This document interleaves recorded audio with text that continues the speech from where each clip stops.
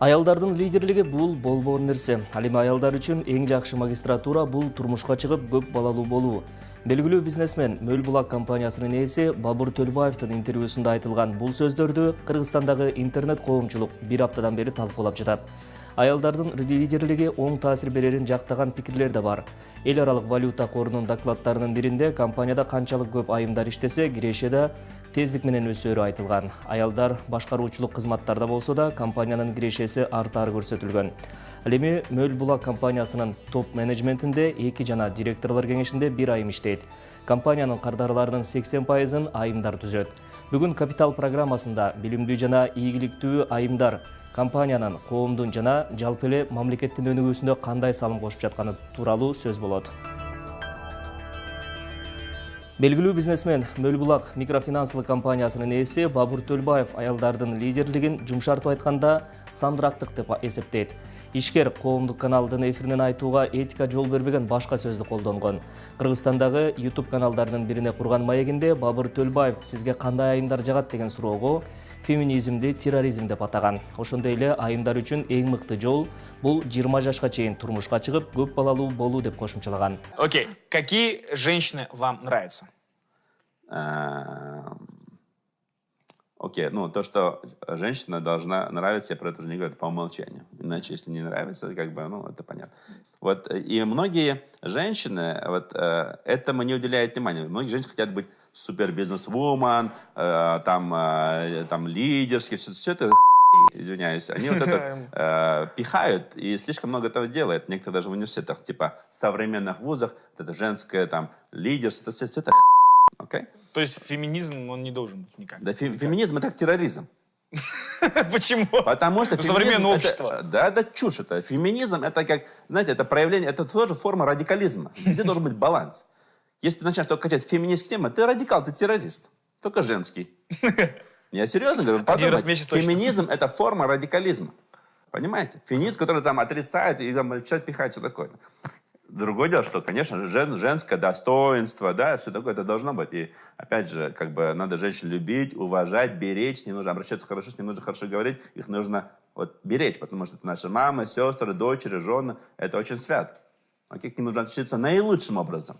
И оценивают мужчин по тому, как ты относишься к женщинам. Если ты относишься к женщинам хорошо, ты хороший мужчина. Если ты относишься плохо к женщинам, значит, ты не мужчина или плохой мужчина. Понимаете? Вот что важно. Что я хочу сказать молодым девушкам, женщинам. Обязательно, конечно, 20 лет надо обязательно получить образование. Да? Какую-то там специальность. Это не обязательно, чтобы высшее образование. Это чушь. Это может просто специальность, навык. Неважно. Может быть, и высшее образование иметь. У нас вот эта диспропорция. Все хотят высшее образование. Это чушь. Не нужно. Okay? Главное, чтобы у тебя был какой-то навык. Какое-то образование. Неважно какое. Техническое, там, высшее. Okay? Это один момент. А потом надо обязательно выходить до 30 лет, 20 лет замуж и максимально, сколько позволяет здоровье и все такое, родить максимально большое количество детей.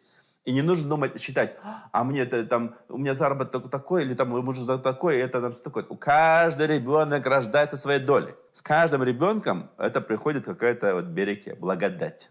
Приходит хорошее событие, хорошее испытание, ты растешь, ты развиваешься, становишься лучше. Поэтому самый лучший MBA для девушки – это выйти замуж, справляться с хозяйством, справляться с детьми и мужем. Поверьте мне, вот этот навык никакой MBA не даст. Вот моя жена, она сейчас с детьми занимается, все такое-то. Конечно, она хочет работать. Я сказал, вот сейчас ты родишь такое-то, твоя карьера начнется там после 40 лет. Ты будешь лучше, будешь голову выше, чем любой там трехпунктный 3 MBA будет. Потому что house management – это просто нереально. Спит жена у меня по 3-4 часа в сутки. Окей? И ночью сама там и посуду, и все. Утром проспать, как будто, блин, ничего бардака не было. Каждый раз, слава богу, молодец. Окей? Потом еще дети ночью плачут такое-то.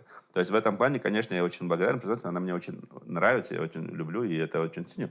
И она никогда не скажет, ой, вы опять бросили носок. Никакого порицания. И не должно быть. Журналист Бермет Талант өз блогунда Бабур Төлбаевка каражат табууга жакшы жашоого умтулган аялдар жардам берип жатканын жазган. Бермет Мөл Булактын сайтындагы маалыматка таянып, анын негизги кардарлары аймактарда жашаган жана эмгек мигранттардан турган аялдар экенин айтат. Уюмдун сайтында биз күрөөсү жок индивидуалдык кредиттерди айрыкча Кыргызстандын аймактарында жашаган аялдарга беребиз деп жазылган. Ошондой эле сайттагы маалыматка ылайык азыр Мөл булакта 127 000 кардар бар. Анын жарымынан көбү аялдар. Корпоративдик социалдык жоопкерчилик бөлүгүндө кардарлардын 80%-ын аялдар түзөөрү белгиленген. Аялдардын лидерлигинен каршылашып болгон Бабыр Төлбаевдин компаниясында топ менеджментте 2 айым иштейт. Инвестициялар боюнча директор Татьяна Воробьева жана аткаруучу директору Айнагүл Самидинова. Директорлор кеңешинде Людмила Мишукова да бар. Мөл булактын кредиттерин алуу жеңил, анын жылдык пайыздык чени 30%дан 38%га чейин жетет. Төлбаевдин бул билдирүүсү социалдык тармактарда кызуу талкууланып жатканда ал өзүнө карата айтылган сындарга Facebook'тагы баракчасынан жооп берип, интервьюда айтылган көпчүлүк сөздөр контексттен үзүп алынып, терс маанайда берилгенин жазган. Ал үй бүлө куруу адам жашоосунда негизги баалуулук жана артыкчылык деп атап, кайсыл бир тармактагы лидер жана ишкер айымдар суктанууга татыктуу экенин жана аларды башкаларга үлгү катары коерун билдирген. Ажырашууларды, социалдык жетимчиликти, Кыргызстандагы үй бүлөлөрдөгү зордукчул мамилелерди анализдесе, гендердик теңдешсиздик көйгөйү, демографиялык кыйроого алып келиши мүмкүн. Буга байланыштуу ашача болсо да терроризм сөзү айтылып кетти. Албетте, бул жерде мен аялдар менен мырзаларды карама-каршы коюу, атаандашуучу образдарды жаратуу саясаты же радикалдык феминизмдин түбү жакшылыкка алып келбей турганын айткым келген. Мен бизди бириктирген жагдайларды издеген жана ушул нерсеге таянган гендердик саясаттын туура жүргүзүлүүсүн колдойм. Бабыр Төлбаев, бизнесмен. Эркин коом түрдүү ой-пикирлердин, көз караштардын болуусун жана ачык айтылуусун колдойт. Мындай коомдо адамдын, өзгөчө айрым жарандардын катмарына үлгү болгон адамдын жеке өнүгүүсү гана цензура боло алат.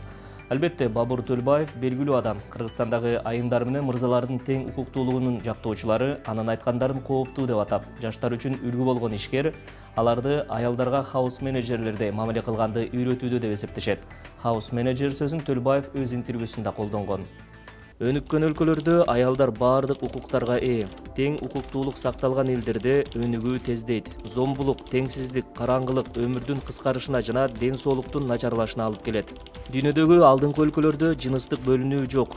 Жакыр өлкөлөрдө бөлүнүү, кемсинтүү жана дискриминация көп. Аялдар билим таркатат, жамааттын ден соолугун чыңдайт. Кылмыштарды көбүнчө эркектер жасайт. Адамдар канчалык эркин, билимдүү, эрктүү жана тең укуктуу болсо, бул жамааттын өлкөнүн эң баалуу ресурсу. Жынысына карап бөлүнбөгөндө гана күчтүү эл, калк, улут болууга мүмкүн. Эмил Үмөталиев, Кыргыз концепт компаниясынын президенти. Экономикада, саясатта болсун, аялдардын ролун өзүнчө бөлүп айтуу аял затына карата кыянаттык деп эсептейм. Менин оюмча, коомдук турмушта, жашообуздун ар бир бөлүгүндө аялдын ролу биринчи, ал эми эркектердин ролу экинчи катарда десек болот. Биз Жаңыл Мырза, Курманжан Датка, Роза Отунбаева сыяктуу апаларыбызды чыгарган элбиз. Башка Орто Азия элдери муну менен мактана алышпайт. Кыргызстанда чакан жана орто бизнести 70% аялдар жүргүзөт. Өлкө тарыхындагы оор абалдарда базарда туруп, экономиканы көтөргөндө аялдар болгон. Дордойдун 80% аялдар экенин, текстилдин 95% аялдардан турганын унутпоо керек. Жада калса, айыл чарбада да аялдар басымдуулук кылат. Эркектерибиз жоопкерчиликтүү, активдүү болсо, эч ак эле өнүкмөкпүз. Жоодар Сайдилканов, ЖИА бизнес ассоциациясынын башкаруу кеңешинин мүчөсү. Агрардык коом деп коет го. Бул агрардык коом учурунда эмне көбүнчө күч, көбүнчө ошол даже ошого чейинки аңчылык дооруна деле убагына деле кете берсек болот. Негизинен күч, ук атуу же болбосо физикалык жөндөм алдыга чыгып келбеди беле. Ошол доордон өтпөй калган коомдо аял затына көп маани берилбегендей, маани бербегенге аракет кылгандай, аябай өнүккөндөй, алдыга жылгандай, түшүнүгү аябай жогору болгондой көрүнсө дагы, аял затына өзүнчө бир басмырлаган, четке каккан, аны экинчи категориядагы, экинчи класстагы бир адамдай көргөн түшүнүк байкалат да. Ошондуктан биз аял затына, кыздарыбызга, ата-эне апаларыбызга, карындаштарыбызга, жалпы эле коомдун ичиндеги биздин аял затына дагы көбүрөөк көңүл буруп, алардын ар тараптуу бул мамлекеттик кызматта болсун, бизнесте болсун, өзгөчө билим берүү тармагында болсун, дээрлик коомдук бардык тармагында алардын дагы көбүрөөк орун алып, дагы көбүрөөк үнү чыгып, дагы көбүрөөк алардын пикири эсепке алынмай сайын коомубуз өнүгүшү кыйын болуп турат да. Дүнүйө аял затына болгон мамилени исламда аябай туура эмес, же болбосо аябай архаикалык, артта калган деген түшүнүк менен билет. Бул мусулмандардын кемчилиги. Диндин кемчилиги эмес, исламдын кемчилиги эмес. Себеби диндин булагы бул исламда бул Куран жана пайгамбардын осуяттары да. Бул Куранда дагы ошону менен бирдикте пайгамбардын ошонун түшүндүрмөлөрүндө, көрсөтмөлөрүндө, багыттоолорунда дагы аял затына эч качан экинчи бир класстагы же болбосо басмырлаган мамилеси эмес, толук тескерисинче ошол учурдагы Куран түшкөн же болбосо биринчи тексттери менен түшүндүрүлө баштаган ошол Мухаммед пайгамбардын ошол динди түшүндүрүп аткан учурларында аял затына, мисалы араб өлкөлөрүндө аял затын кыздар төрөлгөндө уялып тирүүлөй көмгөн учурлардан аларды эң ыйык, мындайча айтканда, бейиш энелеринин таманын алдында, бейиштин ачкычы энелеринин таманын алдында деген түшүнүккө алып келген деңгээлди карабастан биз аны тескерисинче дагы эле исламга чейинки аны сабатсыздык доору деп коет, жахилия доору деп коет. Ошол түшүнүк бойдон түшүнүп келатабыз, ошол түшүнүккө алып баратабыз. Исламды ошого багыттап бараткан учурларыбыз болот. Бул өкүнүчтүүсү ушунун айынан динге, диндик негизги булактарга аябай туура эмес мамиле, туура эмес түшүнүктөр, көз караштар пайда болуп атат да. Ошондуктан мен айтып кетет элем, өзгөчө дин адамдарынын же болбосо динди өзүнүн кээ бир жашоо образында негизги бир критерий катары кабыл алгандардын терең түшүнүп, ар тараптуу окуп, буга байланыштуу толкованияларды, мындай жоромолдорду, түшүндүрмөлөрдү жакшы бир изилдеп алып туруп, анан кийин өзүнүн пикирин айтса жакшы болот эле. Эл аралык валюта корунун Европадагы аялдардын жумушка орношуусунун потенциалын ишке ашыруу докладында компаниянын башкармалыгында аялдардын санынын өсүүсү кирешенин жогорулатаары айтылган. Петерсон атындагы Дүйнөлүк экономика институту гендердик ар түрдүүлүк пайда алып келеби деген аталыштагы иликтөөдө 22 000 фирманын өкүлдөрү суралган. Бул тизменин арасына таза пайдасы 6,4%-ды түзгөн кирешелүү мекемелер анализденген. Анын жыйынтыгында башкаруучулук кызматтарда 1-30%га чейин, аялдардын санын көбөйткөн компанияларда таза пайда 1%га жогорулаган. Кадимки компанияларда бул көрсөткүч 15%дык кирешенин өсүүсүн көрсөткөн. Деген менен дүйнөдө 2 миллиард аял экономикалык жактан бактысыз. Gallup уюму 160 өлкөнүн арасында сурамжылоо жүргүзүп, дүйнөдөгү ар бир 4-чү гана аял өзүнүн экономикалык абалына канааттанаарын аныктаган. Сурамжылоого катышкан аялдардын ичинен 600 миллиондон ашыгыраагы гана аял заты өз жашоосуна жакшы баа берсе, калган 2 миллиарды жашоосун жакшыртуу үчүн күрөшүп келе жатканын айтышкан. Ошол эле маалда аялдар экономикалык жактан активдүү болгон мамлекеттердин ички дүңөнүнү кескин өсөөрүн көрсөткөн. Аял киши тапкан акчасынын 90%-ын балдарынын билим алуусуна жана саламаттыгына жумшайт. Демек өлкөдөгү социалдык туруктуулукту камсыз кылат десе болот. Андыктан аялдардын билимдүү, активдүү келечеги үчүн абдан маанилүү. Конечно, есть мужчины, которые хотели бы иметь дома, скажем так, какой-то аппарат, машину, которая стирает, убирает первое, второе, третье, чтобы эта машина никогда не ломалась. Албетте, аялды үй жыйнап, кир жууп, тамак жасаган аппарат, машина катары караган. Керек болсо бул аппарат бузулбашы керек деген ойдогу мырзалар деле бар. Бирок көпчүлүк эркектер, айрыкча ийгиликтүү мырзалар, өзүнүн жанында акылдуу, жакшы жагынан тең тайлашыла турган, кеңеш бериле турган аялды көргүсү келерин статистика көрсөтүп турат. Только выйдя замуж, ты еще не обеспечиваешь, нет гарантии. Күйөөгө тийип эле сен өзүңдүн турмушуңду толук камсыздай албайсың. Кепилдик жок. Кепилдикти сага Кудай дагы, энең дагы, күйөөң дагы бере албайт. Турмушта баары болушу мүмкүн. Мен кыздарыма ушинтип эле айтам. Албетте, эне катары алар бактылуу үй бүлө курса экен деп тилейм. Бирок ошол эле маалда баардык нерсеге даяр болгула деп эскертем. Когда мы садимся в самолет, если вы помните, да, это каждый раз, на каждом полете нам говорят, что если что-то случится, дыхательную маску кислородную нужно сначала себе, а потом ребенку. Эсиңизде болсо, биз самолетко отурганда така эскертишет. Эгер кырсык болуп калса, кислороддук масканы алгач өзүңүз кийип, анан балаңызга кийгизиңиз деп. Биринчи укканда абдан таң калгам. Биринчи өзүмдүн жанымды ойломок белем, баламды ойлойм да деп. Бирок терең карап көрсөк, эгер эне өз жанын сактай албаса, баланын дагы аман калышы күмөндүү. А эгер мен биринчи өзүмдү сактап калсам, мен баламды сактап калыш үчүн баарын кылам. А если я спасу себя, я обязательно спасу своего ребенка. Реалии жизни говорят совершенно о другом. Очень большой процент разводов достаточно большое количество мужчин. Турмуштун чындыгы азыр бизге эмнени көрсөтүп жатат? Ажырашуулар абдан көбөйдү. Бизде гана эмес, дүйнөдө. Көптөгөн эркектер 2-ден 3төн аял алып жатышат. Муну дагы эске алуу керек. Себеби бул үй бүлөлүк бюджетке күч келтирет. Анан баласына байланган аялдар күйөөсүнөн көз каранды, биринчи кезекте финансылык жактан көз каранды болуп калат. Аялдар мындай шартта балдарына татыктуу тарбия, билим бериш үчүн алды менен өзүнүн экономикалык көз карандылыгын камсыздашы керек. Достойную жизнь для своих детей в плане образования, в плане здоровья. Мен муну такай айтып келем, жана элге ушул сандар жетсе экен дейм. Бир гана аял киши өзүнүн тапкан акчасынын 90%ын билим берүү жана саламаттык тармагына салышат. Бул деген билимдүү жана дени сак балдар гана эмес, өлкө экономикасына болгон чоң салым. Конечно, внутренняя и финансовая уверенность самой женщины, безусловно, откладывает отпечаток на взаимоотношения с супругом. Это безусловно. Албетте, аялдын финансылык көз карандылыгы ички ишеними жолдошу менен болгон мамилесине түздөн түз таасир этет. Бирок аша чаппаш керек. Эгер аял финансылык жактан көз карандысыз болуп, жана ал аркылуу күйөөсүн басынтып, кемсинте турган болсо, мындай мамиленин арты ажырашуу менен бүтөт. Акылдуу аял ар кандай турмуштук кырдаалга даяр болуш үчүн өзүн финансылык жактан камсыздайт. Жана бул финансылык камсыздык деген бул жөн гана акча эмес, бул билим жана иш билгилик. Внутренней уверенности, потому что финансовая независимость, она возможна только тогда, когда у тебя есть профессиональные навыки. Кыргызстандын ишкер айымдары ар тараптуу, алар бала дагы багат, үй дагы курат. Жыгач буюмдары Европа рыногуна чейин жеткен, чет жакта сандык бешиктер менен таанымал ишкер Зоя Орозбаева бүгүнкү күнү суу үстүндө жүрүүчү кайыктагы үйлөрдү курууга киришүүдө. Ал өзүнүн бизнесин 10 жыл мурда баштап, эркектердин кесибин алардан кем эмес өздөштүрүп, жада калса башкаларга да үйрөтүп келет. Кризис жашоодогу бурулуш заман дейт ишкер айым. Жашоодогу кыйынчылыктарды жеңе билген Зоя Орозбаева энергияны кайдан алып, ишин кандайча алып барары менин бизнесим рубрикасында.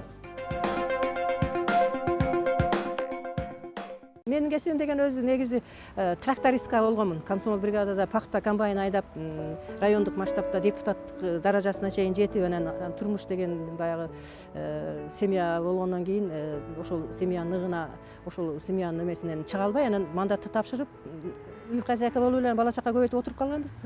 Кайсы материал жасалган булар өзү? Бул сасына жыгачтан. Мунун баасы канча? Размер чоң?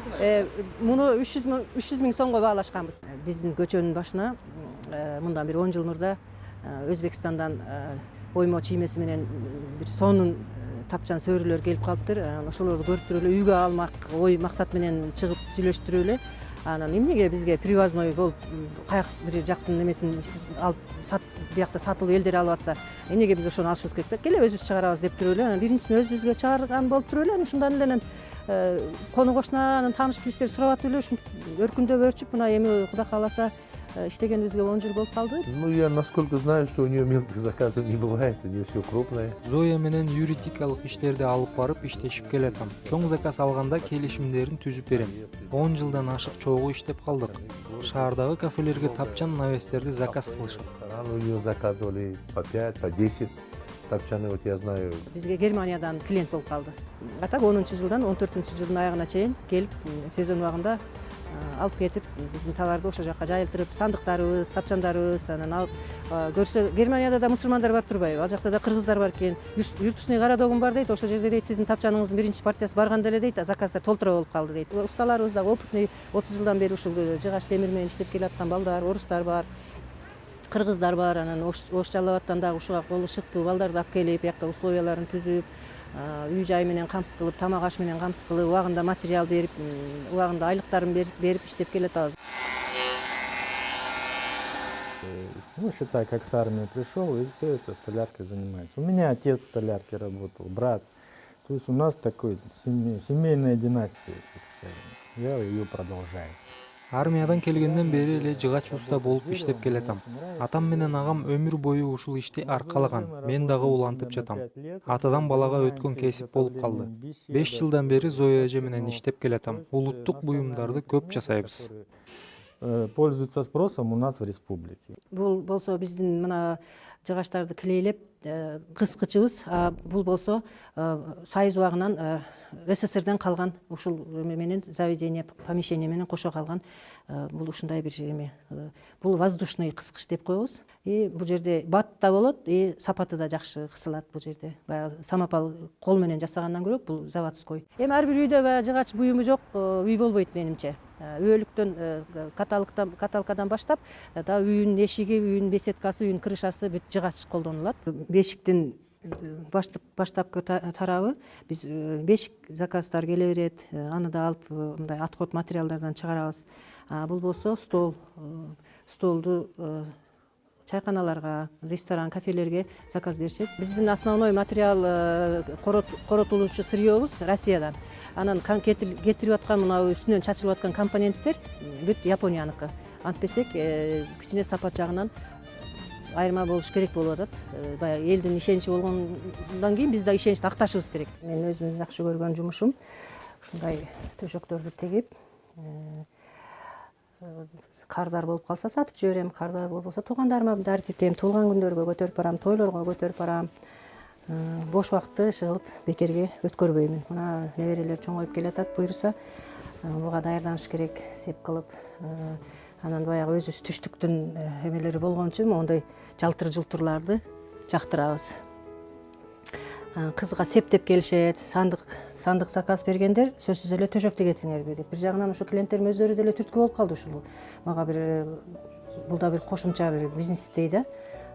Сандыкты алдык эми сизден, төшөгүн кайдан жуурканын кайдан табабыз десе, анан ал деле боло турган нерседе деп туруп эле өзүм эле кызыгып базардан материал алып келип туруп эле анан тигип көрсөтүп клиенттерге көрсөтүп баштасам жагып суроо берип калышат. Бул деген беседка тапчаны, столярный сварочный цех кармаган деген бул эркектин жумушу болуп атпайбы? Сизге оор эмеспи деген суроолорду берип калышат. Мен үчүн оор эмес. Идея, максат, аракет, жыйынтык. Бишкек инвестициялык форуму сиздин максаттар ишке ашкан аянтча. Жакында бизнес олуттуу оюн.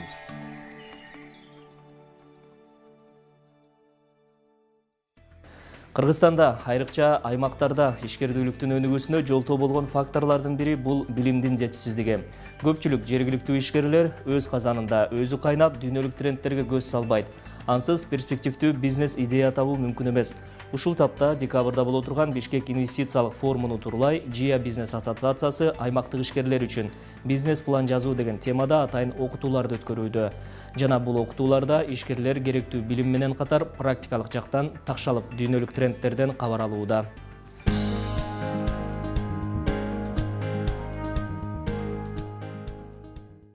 Мисалы үчүн YouTube'да айылда кыла турган эң кирешелүү бизнес деп киргизсе, анда 10, 15, 20, 30 идеялар келет. Ошолордун баардыгын тең алып туруп, анан кийин өзүңөрдүн жанакы базарыңарга текшерип коюш керек. Ушундай идея бизде болобу же болбойбу деп. Мисалы өткөндө бир кыз мен эмне бизнес кылсам болот, агротуризм тармагында иштейин дедим эле дейт. Анан кийин макул иштеп көр.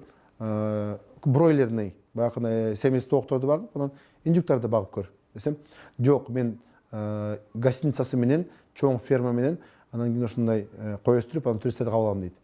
Макул, акчаң барбы десем, жок дейт. Анан каяктан табасың десем, инвестор табам дейт.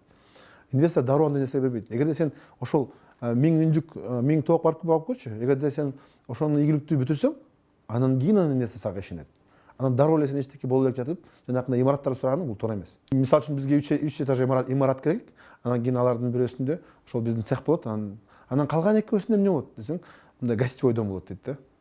Башка бизнеске өзүнө баягы өзүнүн жеке керектүү болгон нерселерди айтат да. Инвестор ал мындай көрөрман киши. Ал андай кишиге иштебейт, айтат да, арендага алып, анан жабдуу алалы, жабдууну дагы лизингке алалы дейт.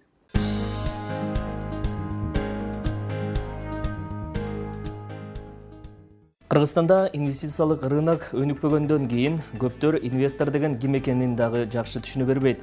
Жогоруда айтылгандай, инвесторду сыйкырчы, инвестицияны бекер акчадай көргөндөр жок эмес. Инвестор деген ким жана инвестиция тартам деген ишкер кайсыл 3 маанилүү факторго көңүл бурушу керек?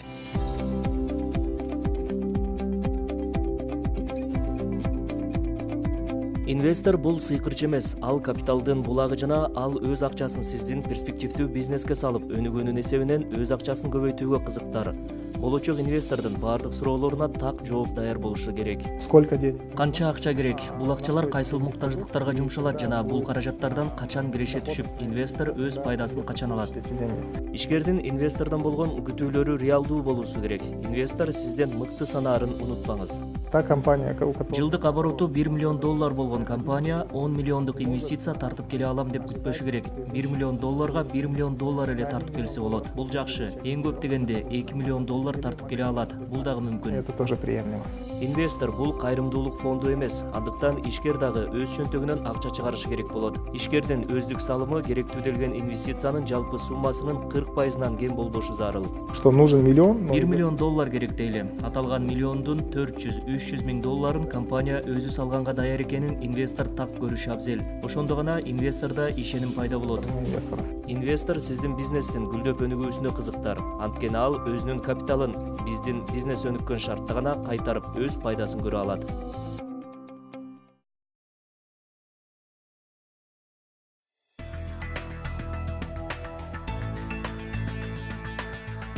Накталай эмес төлөм жүргүзүүнүн негизги артыкчылыгы бул убакытты үнөмдөө мүмкүнчүлүгү. Эми ири сумманы жаныңызда алып жүрүүнүн, жумуштан суранып чыгып банктарда жана терминалдарда узун кезекте туруунун зарылчылыгы жок. Мобилдик банкингдин жардамы менен бүгүнкү күндө каалаган жерде күндүн кайсыл убактысы болбосун кызмат жана товарларды төлөп, өз эсебиңизден акча которууга болот.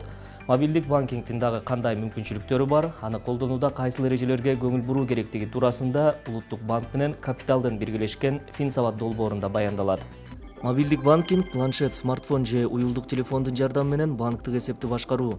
Бул кызматты кошуу үчүн атайын тиркемени көчүрүп алуу талап кылынат. Көпчүлүк учурларда банктык операциялар интернеттин жардамы менен ишке ашат. Айрым учурларда СМС билдирүү аркылуу да транзакцияларды жүзөгө ашырса болот. Мобилдик банкинг банктын аралыктан берген кызматтар тармагына кирет. Мобилдик банкинг аркылуу интернет, мобилдик кызматтарга, коммуналдык кызматтарга топтомдорду өткөрүү, төлөмдөрдү өткөрүү, ошондой эле капчыктан капчыкка, эсептен эсепке төлөм өткөрүү. Кыргызстанда мобилдик банкинг кызматын 6 коммерциялык банк көрсөтөт. Аталган кызматты кошуу үчүн банктардын бөлүмдөрүнө кайрылып, атайын белгиленген арызды толтуруу жетиштүү. Анда толук аты жөнүңүз, телефон номер, паспорттук маалыматтарыңыз көрсөтүлөт.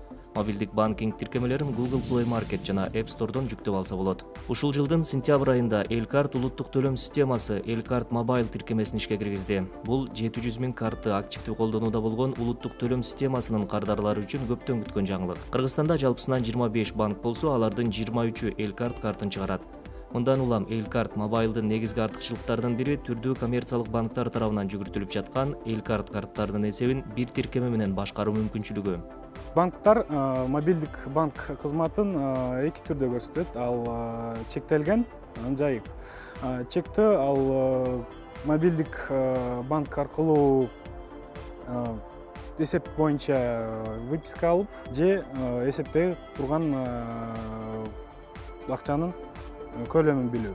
Ошондой эле жайык кызматы ал төлөмдөрдү өткөрүү, которууларды өткөрүү, ошондой эле выписка, анан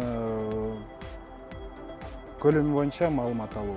Мобилдик банкинг кызматы кеңири мүмкүнчүлүктөрдү бергенине карабай, аны колдонуудагы тобокелдиктер да бар. Андыктан шылуундардын курмандыгына айланбоо үчүн банктар сунуштаган эрежелерди эстен чыгарбоо зарыл. Негизги эрежелери ал өзүңүздүн персоналдык маалыматыңызды сактоо, ошого көңүл буруу, ошондой эле уюлдук телефон, смартфонду дайым блокко коюу, сизден башка бөлөк адамдар ошол жабдык менен, тиркеме менен колдонуу мүмкүнчүлүгүн чектеш керек. Ошондо сиздин акчаңыздын сактыгына кооптонбосо болот. Банктар мобилдик банкинг кызматын көрсөтүүдө СМС билдирүү кызматын да кошуп берет. Ал аркылуу сиздин эсебиңизден кандай төлөмдөр өтүп жатканын кабарлап турат. Эгер башка уюлдук оператордун кызматын колдоно баштасаңыз, анда банкка кайрылып, мобилдик банкинг кызматын жаңы номериңизге каттатуу керек. Ал эми телефон же смартфонуңузду жоготуп алган болсоңуз, тез арада сизге кызмат көрсөткөн коммерциялык банкты бул тууралуу кабардар кылыңыз. Бул өткөн аптанын экономикалык обзору болду. Ушул жана башка экономика, бизнес темалары менен кесиптеш Майсулуу Тикимбаева 3-күнү ушул эле маалда тааныштырат. Өткөрүп жибербеңиз. Ишиңизге ийгилик.